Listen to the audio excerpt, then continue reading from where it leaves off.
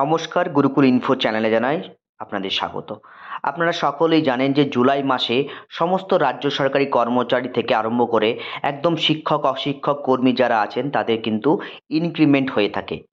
শুধুমাত্র general increment নয়, কারো 10 বছর, কারো 18 বছর, কারো 20 বছরের সুবিধাও কিছু শিক্ষক শিক্ষিকা পেয়ে থাকেন। এই মাসে অনেক কাজ থাকে।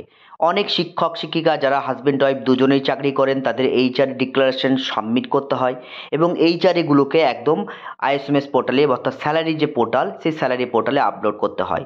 তারপরে পিএফও বাড়ে, অর্থাৎ যাবতীয় কাজ এই জুলাই মাসে হয়ে থাকে। এই মাসেই রাজ্য সরকারের 4টি গুরুত্বপূর্ণ ওয়েবসাইট কিন্তু শাটডাউন হয়েছিল 7 তারিখ পর্যন্ত, এবং এই 7 তারিখ পর্যন্ত এই যে 4টি গুরুত্বপূর্ণ সাইট সেটা রিভাইসড ইউআরএল, সেই ইউআরএল 8 তারিখ পর্যন্ত খুলে যাওয়ার কথা। 4টি ওয়েবসাইটের মধ্যে সবথেকে মূল্যবান দুটো ওয়েবসাইট, একটা হচ্ছে salary portal, Utsashree portal. Salary পোর্টালে সাধারণত ইনক্রিমেন্ট বা বেতন হয়ে থাকে। উচ্চশ্রী পোর্টালের ট্রান্সফারের পাশাপাশি যারা এসআইএস লগ ইন আছে বা একদম যাদের এইচওয়াই হাই স্কুলের ক্ষেত্রে এইচওয়াই লগ ইন আছে, তারা কিন্তু এই উচ্চশ্রী পোর্টাল থেকে প্রত্যেকটা টিচারের প্রোফাইলে এডিট করতে পারেন এবং এইখানে যাদের হাজব্যান্ড ওয়াইফ চাকরি করেন তাদের এইচআর এগুলো সাবমিট করা হয়।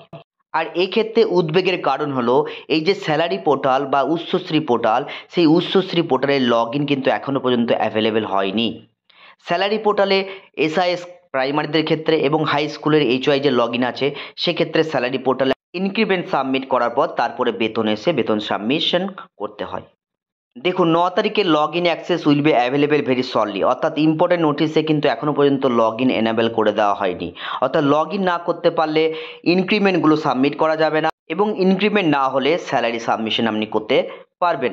উচ্চশ্রী পোর্টালেও কিন্তু লগ ইন অ্যাভেলেবেল দেখালেও ওটিপি আসছে না, যার ফলে লগ ইন হচ্ছে না। যাই হোক, উদ্বেগের বিষয় এগুলো সঠিকভাবে এনাবেল না করে দিলে বেতন সাবমিট করা যাবে না, এবং বেতন সাবমিট না করা গেলে সঠিক টাইমে বেতনের যে ডেট বা পাওয়ার ক্রেডিটেড হওয়ার যে টাইম সেটাও কিন্তু একটা উদ্বেগের বিষয় হয়ে দাঁড়াতে পারে। কারণ এই মাসে প্রচুর কাজ, আমি যেমন বললাম একদম এইচআরে সাবমিট করা, তার সঙ্গে ইনক্রিমেন্ট, তার সঙ্গে পিএফ ইনক্রিজ বা ডিক্রিজ করা, তারপরে আসবে আপনার স্যালারি সাবমিট করা। অর্থাৎ পুরো কাজটা কিন্তু 9 তারিখ পর্যন্ত পেন্ডিং। দেখা যাক আগামী 10 তারিখ থেকে এগুলো সম্পূর্ণভাবে সমাধান হয় কি না, সেটাই দেখার বিষয়। ভিডিও থেকে এইটুকু তথ্য শেয়ার করলাম, ভালো লাগলে শেয়ার করবেন। ভালো থাকুন, সুস্থ থাকুন, ধন্যবাদ।